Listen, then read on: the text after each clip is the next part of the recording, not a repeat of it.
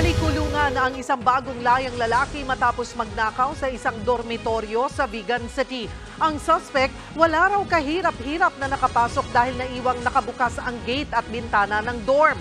Nasa frontline ng balitang yan, Simon Gualvez.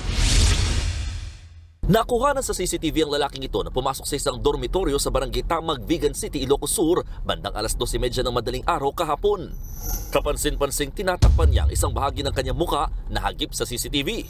Wala pang 5 minuto, kumakari pa sa natakbo palabas ng lalaki. Dinigding tila may sumisigaw mula sa loob ng dorm.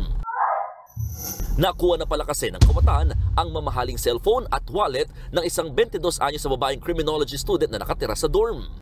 According to our interview sa ating victim, sir, is nung around 2:30 a.m. na tulog po siya, sir, suddenly alibungatan po siya sa kaluskos ng movement around her room. And ito po yung dahilan kaya siya napabangon at doon nga niya po nalaman na nawawala ang kanyang cellular phone and mga laman ng kanyang wallet na amounting to 1,200 in different denominations. Sa tulong ng tracker ng cellphone ng biktima, agad natunto ng sospek sa kanyang pinagtatrabahuhan sa barangay Gimod sa Bantay. Kinilala siyang si Rolando Perez, 38 anyos. Nabawi ang cellphone ng biktima na nagkakahalaga ng 73,000 pesos. Pero hindi na naibalik ang kanyang wallet. Inamin naman doon ng sospek ang pagnanakaw.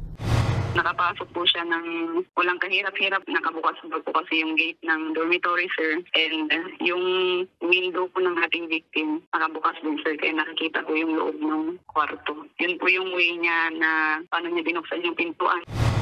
Sa investigasyon ng Vigan City Police, kalalabas lang ng sospek sa kulungan nitong Lunes dahil sa kasong paglabag sa Comprehensive Firearms and Ammunition Act at illegal na droga. Sinampa na siya ng kasong theft at nananatili sa Ilocos Sur Provincial Jail. Nagbabalita mula sa frontline, Mon Gualvez, News 5. Mga kapatid, Cheryl Cosim po, huwag maging huli at maging una sa lahat sa balitaan.